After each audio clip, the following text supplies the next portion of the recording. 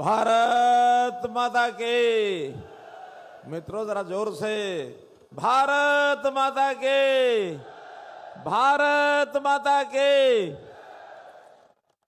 आज की करनाल में इस चुनावी सभा में हमारे बीच में हमको आशीर्वाद देने आए देश के गृह मंत्री माननीय श्री अमित शाह जी, मंच पर विराजमान हमारे प्रदेश के मुख्यमंत्री और प्रदेश के अध्यक्ष माननीय श्री नायब सिंह सैनी जी, उपस्थित सभी अन्य सज्जनवृंद, मेरे बुजुर्गों, नौजवान साथियों, माताओं बहनों, पत्रकार छायाकार मित्रों, आज तो प्रत्यक्ष देश की एकता और सुदृढ़ता को जिन्होंने मजबूत करने का काम किया, गुजरात से ही देश के पहले गृह मंत्री सरदार वल्लभ भाई पटेल, उनके सपने को पूरा करने वाले आज फिर से हमारे गृह मंत्री सरदार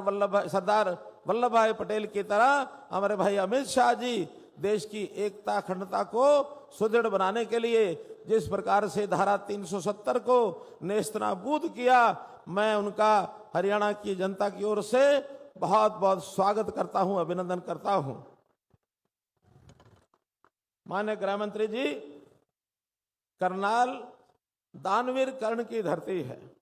हमेशा करनाल ने, और न केवल करनाल बल्कि हरियाणा भी देशभक्ति और देश के प्रति बलिदानियों की धरती हमेशा समाज को, देश को देने के लिए तत्पर रहती है। मैं हरियाणा के 2,82,00,000 लोगों की ओर से आपका अभिनंदन स्वागत करता हूं। बहुत गर्मी, सूरज की गर्मी, तपेश और चुनाव की गर्मी, इन दोनों में भी इतना उत्साह और इतना उमंग हमारे लोगों में जो हरियाणा में दिख रहा है, निश्चित रूप से मैं कह सकता हूं कि जैसे प्रधानमंत्री जी ने गरीबों की खुशहाली के लिए मोदी गारंटी ये हमको दी है, हम भी हरियाणा के लोग 10 लोकसभा की सीटों में 10 की 10 जीतकर, और यहाँ पर जो उपचुनाव हमारा करनाल विधानसभा से जहाँ हमारे मुख्यमंत्री श्री नायब सिंह सैनी स्वयं चुनाव लड़ रहे हैं, हम आपको 11 कमल खिला करके देने की गारंटी दे रहे हैं। मेरे मित्रों, भाई बहनों, आपके ब्याह पर यह गारंटी दे रहा हूं। यह गारंटी देनी चाहिए कि नहीं? ये गारंटी दे दो आदरणीय अमित शाह जी, हम 11 की 11 सीटें आपको दिलाने की गारंटी लेते हैं। इस प्रकार से जो देश में ऐसे ऐसे काम जनता जिसको बहुत वर्षों से इंतजार कर रही थी, चाहे वो राम जन्मभूमि की बात हो, धारा 370 की बात हो, 3 तलाक की प्रथा को समाप्त करने की बात हो, कॉमन सिविल कोड को फॉर्मुलेट करने की बात हो, अथवा गरीब के घर में हर प्रकार की सुविधा जो प्रधानमंत्री जी ने और आप लोगों ने मिलकर के दी है, यहाँ का समाज अभिभूत है। और इस समय जब हम गांव में जाते हैं प्रचार अभियान में, एक ही स्वर, एक ही आवाज कि भारतीय जनता पार्टी जिस प्रकार से काम कर रही है, तीसरी बार देश के प्रधानमंत्री मोदी जी बने, और वो भी सामान्य बहुमत से नहीं बल्कि 400 पार के बहुमत का संकल्प ये हमारी जनता ने यहाँ लिया है। मुझे विश्वास है कि इस बार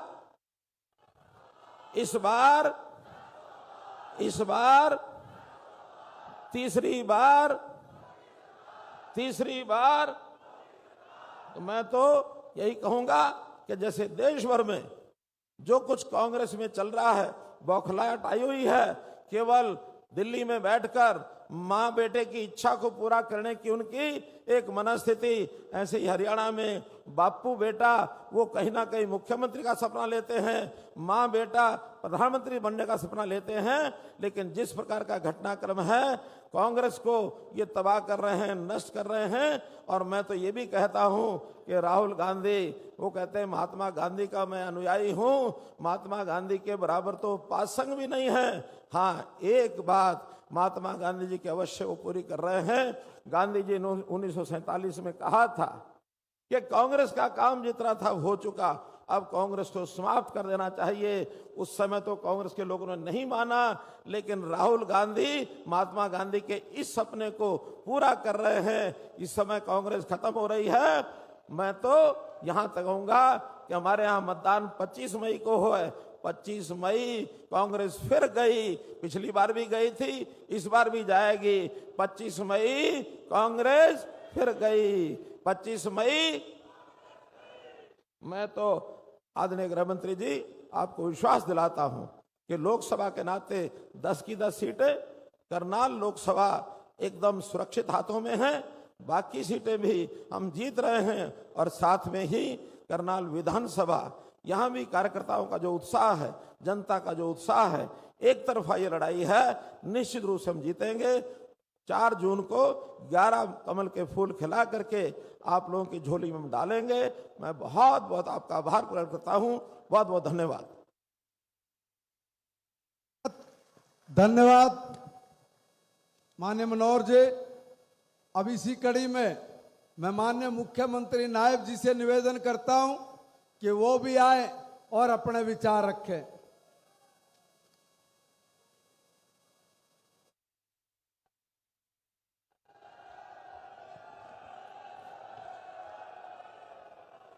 भारत माता की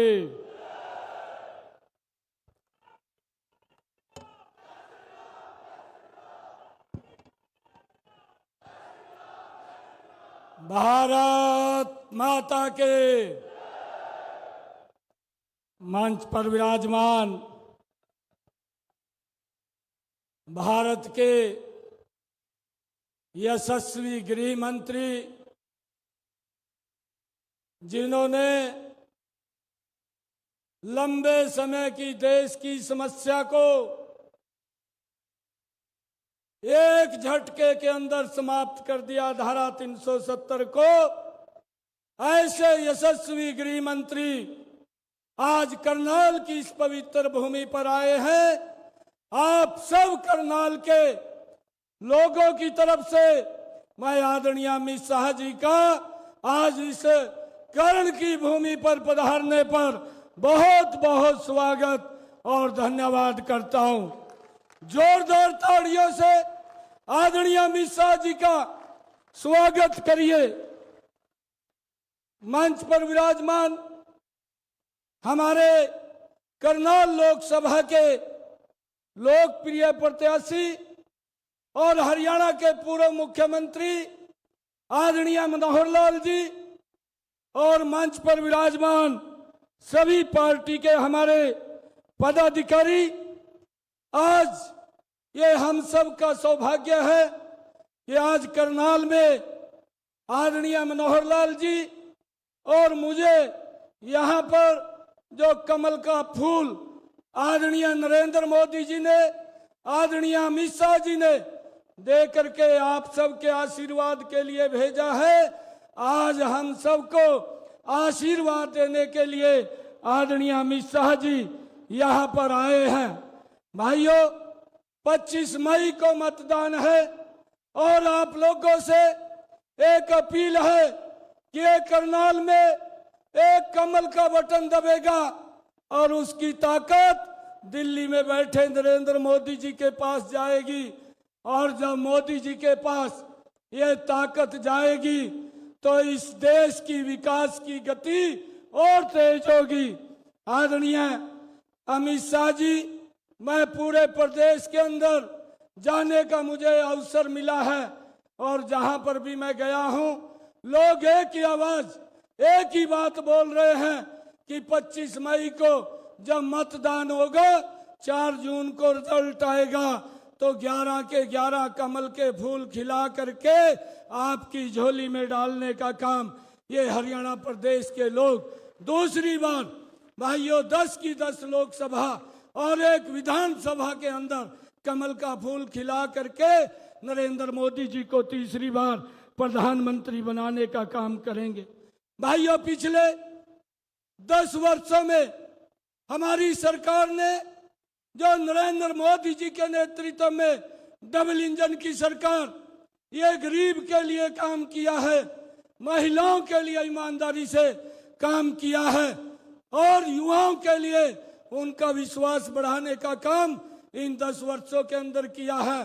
किसान की मजबूती के लिए पिछले 10 वर्षों में हमारी सरकार ने काम किया है।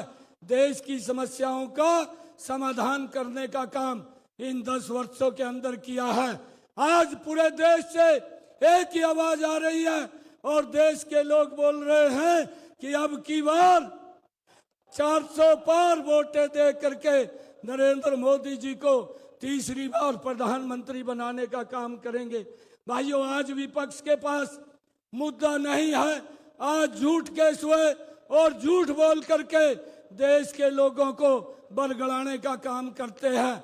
आज इस प्रकार का झूठ कांग्रेस के द्वारा, घमंडिया गठबंधन के लोगों द्वारा ये फैलाया जा रहा है कि मोदी जी तीसरी बार प्रधानमंत्री बनेंगे तो संविधान को समाप्त कर देंगे।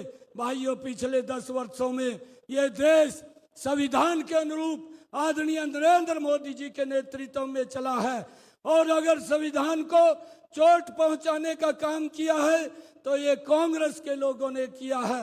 भाइयों, इस बात को भी हमने समझना है। आज आदरणीय अमित शाह जी हम सबका मार्गदर्शन करने के लिए आए हैं। मैं आप लोगों से अपील करूंगा कि आदरणीय अमित शाह जी को यह विश्वास दिलाएं कि हम यहाँ से 10 की 10 लोकसभा की सीटें और एक विधानसभा की सीट बहुत बड़े मार्जिन से जतवा करके नरेंद्र मोदी जी को तीसरी बार देश का प्रधानमंत्री बनाने का काम करेंगे। आप सब इतनी भारी संख्या में आए, आप सब की तरफ से मैं पुनः आदरणीय अमित शाह जी का बहुत बहुत स्वागत और धन्यवाद करता हूं। इन्हीं शब्दों के साथ जय हिंद, जय भारत, जय भारत मां। बहुत बहुत धन्यवाद आदरणीय नायब जी। धारा 370 को समाप्त करके विपक्ष के मुंह को बंद करने वाले आदरणीय शेरे हिंदुस्तान अमित शाह जी से निवेदन करता हूं कि माननीय अमित शाह जी आप आए और अपने उद्बोधन से हम सबको अनुग्रहित करें। आदरणीय अमित शाह जी।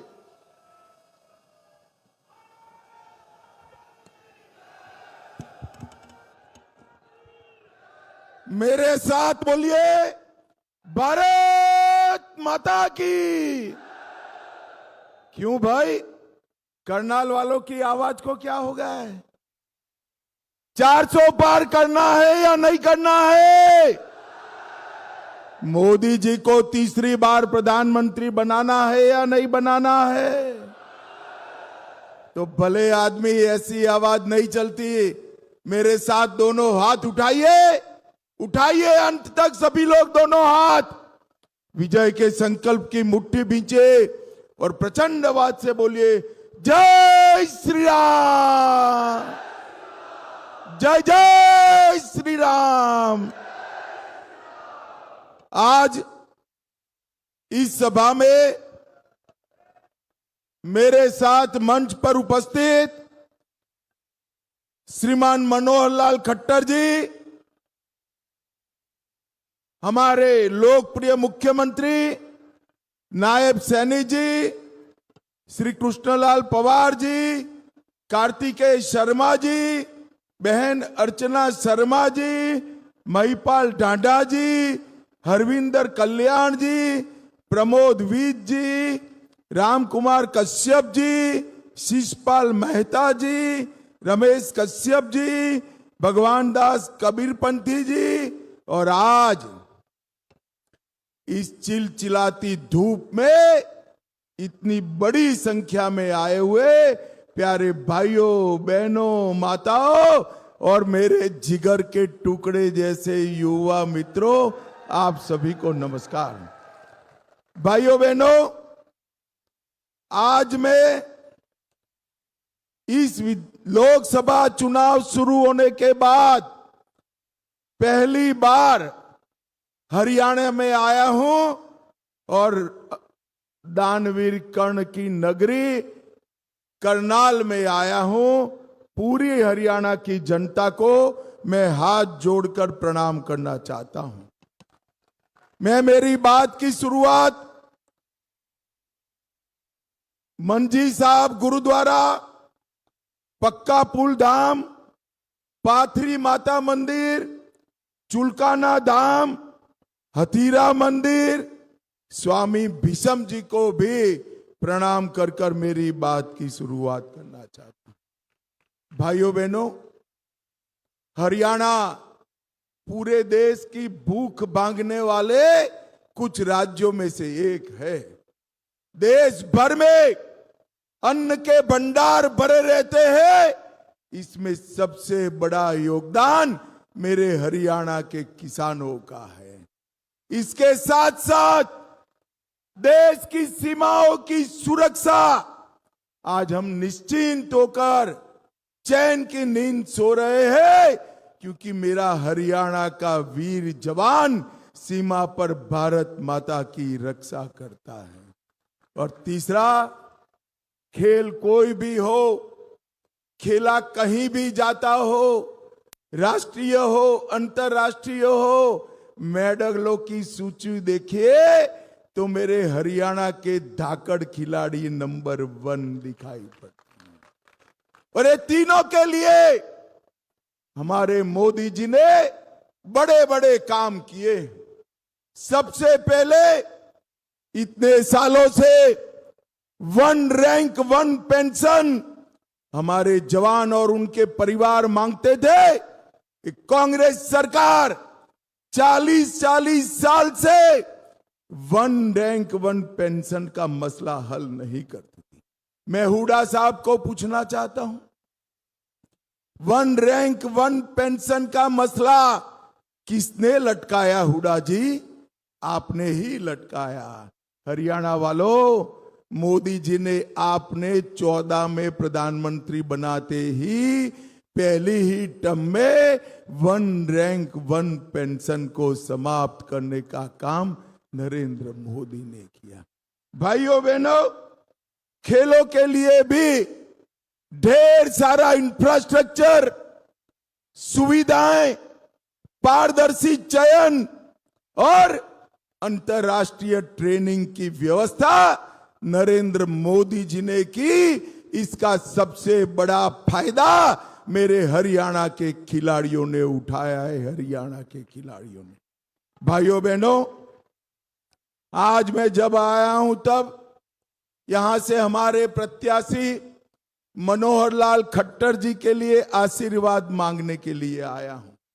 ये मनोहर लाल जी 10 साल तक हरियाणा के मुख्यमंत्री रहे, हरियाणा की सेवा की, और अब पार्टी ने तय किया है कि वो दिल्ली में देश और भाजपा की सेवा करने का काम।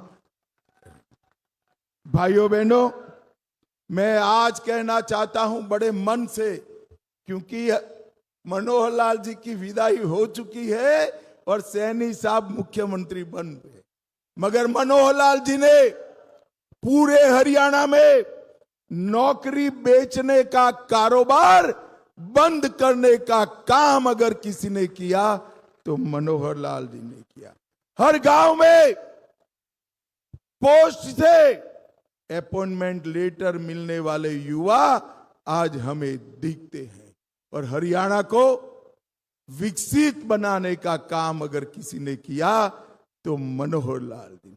ऊपर नरेंद्र मोदी जी, नीचे मनोहर लाल जी। हरियाणा को ढेर सारी सौगातें मिली, 7 IIT मिले, 7 IIM मिले, देश भर में 7 IIM खुले, 15 नए एम्स खुले, 390 यूनिवर्सिटी खुली और 700 मेडिकल कॉलेज हुए। और यहां खट्टर जी ने 12 एक्सप्रेसवे दिए, 77 कॉलेज खोले, 13 यूनिवर्सिटियां दी, 8 मेडिकल कॉलेज खोले, 2 नए एयरपोर्ट दिए और 16 नए अस्पताल खोलने का काम मनोहर लाल खट्टर जी ने किया है। पूरे हरियाणा को ये 10 साल के अंदर विकसित करने का काम भारतीय जनता पार्टी ने किया। भाइयों बहनों, पहले के जमाने में हरियाणा द्वंद्व में फंसा था। एक परिवार आता था तो भ्रष्टाचार परम सीमा पर पहुंच जाता था, और दूसरा परिवार आता था तो भाई भतीजावाद और गुंडागर्दी हरियाणा में सीमा पार की होती थी। हमारे मनोहर जी ने भ्रष्टाचार भी समाप्त किया और भाई भतीजावाद भी समाप्त किया। भाइयों बहनों, पहले मुख्यमंत्री या तो रोहतक का होता था या सिरसा का होता था। पहली बार मुख्यमंत्री पूरे हरियाणा का मिला। पूरा हरियाणा का विकास करने का काम मनोहर लाल जी ने किया। भाइयों बहनों, सभी वर्गों की चिंता हुई, सभी जातियों की चिंता हुई और अब कमान हमारे युवा मुख्यमंत्री सैनी जी ने संभाली है। मैं आपको विश्वास दिलाता हूं, सैनी जी देखने में बड़े सौम्य है, विनम्र भी है, परंतु जहां जनता की बात आती है, बड़ी से बड़ी लड़ाई लड़ने वाला ये हमारा सैनी है, भाई सैनी है। और करनाल वालों, मैं करनाल वालों को कहने आया हूं, आपका मुख्यमंत्री हमने ले लिया, परंतु आपको मुख्यमंत्री देने का काम भी हम ही कर रहे हैं। करनाल की सीट मुख्यमंत्री की थी और चुनाव के बाद मुख्यमंत्री की रहने वाली है। करनाल वालों, आपका विधायक ही मुख्यमंत्री बनने वाला है। भाइयों बहनों, मुझे बताओ जरा, ये कश्मीर जो है हमारा है या नहीं है? अरे ऐसे नहीं बोलते भाई, खरगे तक आवाज जानी चाहिए, जोर से बोलिए, है या नहीं है? ये खरगे जी कहते हैं राजस्थान हरियाणा वालों का कश्मीर से क्या लेन देन। अरे खरगे साहब, आप 80 के हो गए, आप देश को नहीं जान पाए। हरियाणा का बच्चा बच्चा कश्मीर के लिए अपनी जान दे सकता है, जान दे सकता है। भाइयों बहनों, ये कांग्रेस के नेता कहते हैं पाकिस्तान को सम्मान दो, पाक ऑक्यूपाई कश्मीर न मांगो, उनके पास एटम बम है। ये मणिशंकर अय्यर कहते हैं। मैं आज राहुल बाबा को करनाल की अंगराज कर्ण की भूमि पर से कहने आया हूं, राहुल बाबा कान खोलकर सुन लो, आपकी पार्टी का जो फैसला है, ये भारतीय जनता पार्टी की सरकार है। पाक ऑक्यूपाई कश्मीर भारत का है, रहेगा और हम इसको लेकर रहेंगे। भाइयों बहनों, धारा 370 को अपीसमेंट की पॉलिटिक्स के लिए 70 साल तक संभाल कर रखा। देश में आतंकवाद बढ़ा, मगर धारा 370 नहीं हटाई। आपने मोदी जी को दूसरी बार प्रधानमंत्री बनाया। मोदी जी ने 5 अगस्त 2019 को धारा 370 को समाप्त कर दिया। भाइयों, समाप्त कर दिया। और आज शान से कश्मीर में हमारा तिरंगा लहर रहा है। भाइयों बहनों, मोदी जी ने देश को समृद्ध करने का काम किया है। मोदी जी ने हमारे अर्थतंत्र को 11वें नंबर से 5वें नंबर पर लाने का काम किया है। आप तीसरी बार प्रधानमंत्री बना दो, मनोहर लाल को संसद में भेज दो, तीसरी टर्म में तीसरे नंबर पर लाने का काम नरेंद्र मोदी करेंगे। भाइयों बहनों, आप मुझे बताओ, अयोध्या में राम मंदिर बनना चाहिए था या नहीं बनना चाहिए था? अरे जोर से बोलो, बनना चाहिए था या नहीं बनना चाहिए था? भाइयों बहनों, 70 साल से, हुड्डा साहब जवाब देना आप जरा इस बात का, करनाल वालों को, 70 साल से राम मंदिर को अटका कर, लटका कर, भटका कर रखा। मोदी जी को आपने दूसरी बार प्रधानमंत्री बनाया, 5 ही साल में भूमि पूजन भी किया, केस भी जीता और 24 जनवरी को प्राण प्रतिष्ठा कर कर जय श्री राम कर दिया। और भाइयों बहनों, कांग्रेस पार्टी देखिए, ट्रस्ट वालों ने उनको निमंत्रण भेजा, खड़गे जी को, सोनिया जी को, राहुल बाबा को, और कहा कि आप पधारिए, इतना बड़ा राम उत्सव 500 साल के बाद हो रहा है, आप आइए। मगर ये लोग नहीं गए क्योंकि उनकी माइनॉरिटी की वोट बैंक का डर था। भाइयों बहनों, वो भले नहीं गए, हम भाजपा वाले नहीं डरते हैं। नरेंद्र मोदी जी ने न केवल राम मंदिर, औरंगजेब ने तोड़ा हुआ काशी विश्वनाथ को भी फिर से बनाने का काम नरेंद्र मोदी जी ने किया। भाइयों बहनों, ये लोगों ने सिर्फ गरीबों की बात करी, गरीबों के लिए कुछ नहीं किया। मैं आगे इस विषय पर आता हूं, पर सबसे पहले एक कांग्रेस पार्टी के राहुल बाबा किसानों की बात करते हैं। मैं आज यहां से उनको पूछने आया हूं, एक किसान के बेटे जगदीप धनखड़ जी का आपने अपमान करने का काम किया। संवैधानिक पद पर बैठा हुआ जाट किसान का नेता जगदीप धनखड़, उसको आपने अपमानित करने का काम किया है। और भाइयों बहनों, मोदी जी की सरकार आई उसके पहले कांग्रेस सरकार का किसान बजट 22,000 करोड़ था। ध्यान से सुनिएगा, 22,000 करोड़ कितना था भाई? और मोदी जी ने 10 साल में इसको बढ़ाकर 22,000 करोड़ से 1,25,000 करोड़ करने का काम किया। मोदी जी ने धान की खरीदी के सारे रिकॉर्ड तोड़ दिए। पहले 76 लाख किसानों का धान खरीदा जाता था, मोदी जी ने 1,22,00,000 किसानों का धान खरीदा। 475 लाख मैट्रिक टन की जगह 830 लाख मैट्रिक टन धान खरीदने का काम नरेंद्र मोदी ने किया। और हमारे मनोहर जी ने तो कोई क्रॉप छोड़ा नहीं है। भावांतर योजना के तहत सारे के सारे क्रॉप को मनोहर जी ने किसान को एमएसपी देने का काम मनोहर लाल खट्टर जी ने किया है। भाइयों बहनों, मैं आज यहां आया हूं तब करनाल की भी बात करना चाहता हूं। करनाल के अंदर ढेर सारे विकास के काम हुए। स्मार्ट सिटी करनाल को बनाया गया, 57 योजनाएं ली, उसमें से 52 पूरी। और शक्ति कॉलोनी में 106 करोड़ का यूटिलिटी विकास परियोजना लिया। खेलो इंडिया का सेंटर बना। 760 करोड़ से विज्ञान विश्वविद्यालय की स्थापना की। कुटेल में मेडिकल यूनिवर्सिटी बनी। अंजन थली में महाराणा प्रताप हॉर्टिकल्चर यूनिवर्सिटी बनी।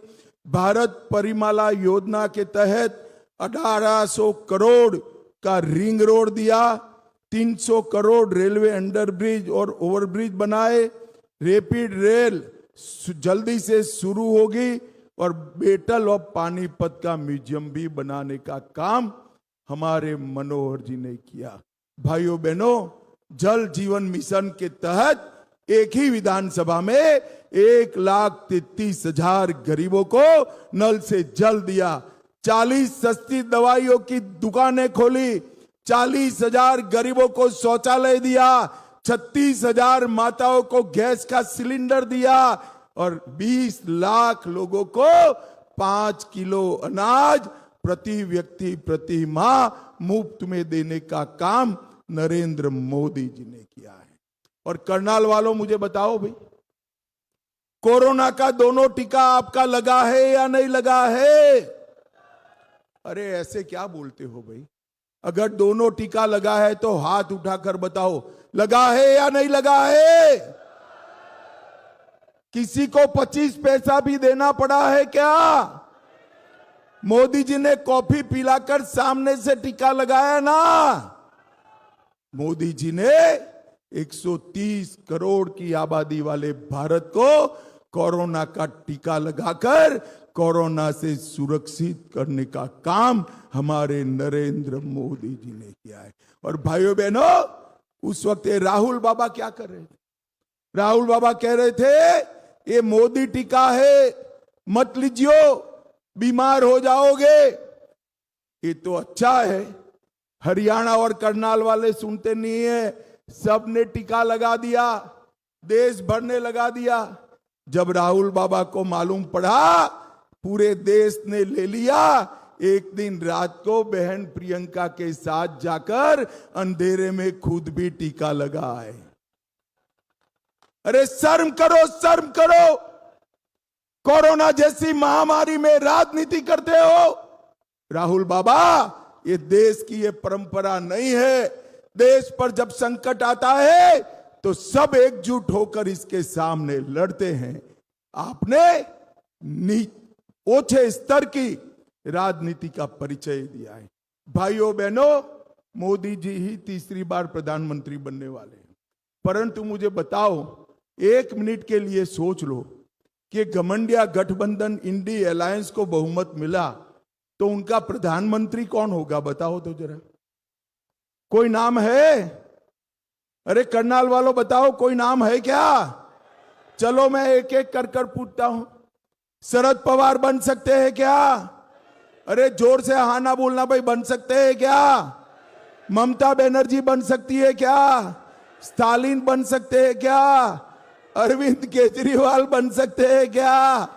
उद्धव ठाकरे बन सकते हैं क्या? अब हंसना मत, जरा भी मत हंसना। राहुल बाबा बन सकते हैं क्या? अरे क्यों हंसे यार आप? वो बड़े नेता है कांग्रेस के भाई, मगर बताओ बन सकते हैं क्या? ये लोग, इनके पास नेता भी नहीं है, नीति भी नहीं है। एक पत्रकार ने उनके नेता को पूछा, कौन प्रधानमंत्री बनेगा आपका? तो उन्होंने कहा, बारी बारी हम 5 लोग 1-1 साल बन जाएंगे। अरे करनाल वालों, ये राहुल बाबा समझते नहीं है, ये परचूरन की दुकान नहीं है। 130 करोड़ का महान भारत देश है, महान भारत देश है। यहां प्रधानमंत्री ऐसा चाहिए जो पाकिस्तान को मुंह तोड़ जवाब दे। यहां प्रधानमंत्री ऐसा चाहिए जो कोरोना जैसी महामारी में देश को सुरक्षित रखे। यहां प्रधानमंत्री ऐसा चाहिए जो पाक ऑक्यूपाई कश्मीर भारत में लाने का काम करे। यहां प्रधानमंत्री ऐसा चाहिए जो ट्रिपल तलाक समाप्त कर दे।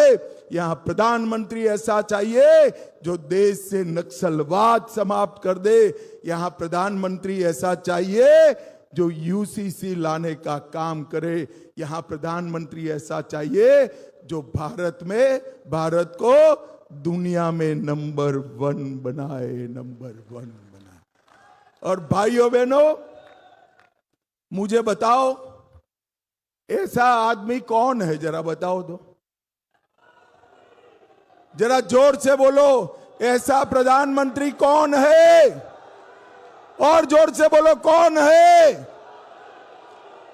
अरे इसी तरह से मैं पूर्व पश्चिम उत्तर दक्षिण जहां जहां जाता हूं, एक ही नारा मिलता है, मोदी मोदी मोदी मोदी मोदी मोदी के नारे।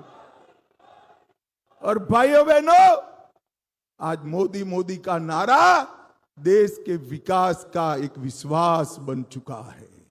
सबको मालूम है कि देश को पूर्ण विकसित और आत्मनिर्भर, सुरक्षित और समृद्ध, शिक्षित और टेक्नोलॉजी से युक्त केवल और केवल नरेंद्र मोदी बना सकते हैं। नरेंद्र। और हरियाणा वालों, आप पर तो मोदी जी का अधिकार है। मैं उनके साथ इतने साल से काम कर रहा हूं। गुजरात में थे तो भी हरियाणा की चिंता करते थे, और यहां आए तो भी हरियाणा हरियाणा करते रहते हैं। हरियाणा पर मोदी जी का विशेष लगाव और प्यार है। भाइयों बहनों, एक कांग्रेस पार्टी ने 10 साल में 41,000 करोड़ रुपया भेजा था हरियाणा के विकास के लिए। हुड्डा बाबू, जवाब देना जरा मेरी बात का। सिर्फ 41,000 करोड़ 41,000, और मोदी जी ने 2,70,000 करोड़ रुपया हरियाणा के विकास के लिए दिया। भाइयों बहनों, इस बार मैं आप सबसे, समस्त हरियाणा वासियों से करबद्ध निवेदन करने आया हूं, एक भी सीट छोड़ना मत। सभी की सभी सीटें मोदी जी की झोली में डालिए। और एक युवा मुख्यमंत्री को, आगे आइए सैनी जी आप, मैं आपके सामने प्रत्याशी ये नाते लेकर आया हूं, इसको आपका आशीर्वाद दीजिए, आपका आशीर्वाद दीजिए। भाइयों बहनों, मुझे विश्वास है मनोहर जी ने जो गाड़ी एक गंतव्य तक पहुंचाई है, इसको स्टेशन तक पहुंचाने का काम हमारा नायब सैनी करेगा, नायब सैनी करेगा। तो मुझे बताओ करनाल वालों, मनोहर जी और सैनी जी को जिताओगे क्या? अरे जोर से बोलो, ऐसे नहीं होता है यार, जिताओगे? कमल के निशान पर बटन दबाओगे? सभी सीटों पर कमल खिलाओगे? 400 पार कराओगे? तीसरी बार मोदी जी को प्रधानमंत्री बनाओगे? तो मेरे साथ दोनों हाथ उठाइए, उठाइए दोनों हाथ और मुट्ठी भींच कर बोलिए जय श्री राम, जय जय श्री राम, जय जय श्री राम। आप सभी का बहुत बहुत धन्यवाद। बहुत बहुत धन्यवाद माननीय अमित शाह जी। अब मैं निवेदन करूंगा आदरणीय मुख्यमंत्री जी से कि वो एक प्रतीक स्वरूप गदा भेंट करके माननीय अमित शाह जी का यहां पहुंचने पर अभिनंदन करें। एक पगड़ी के द्वारा माननीय मुख्यमंत्री जी आदरणीय अमित शाह जी का स्वागत करते हुए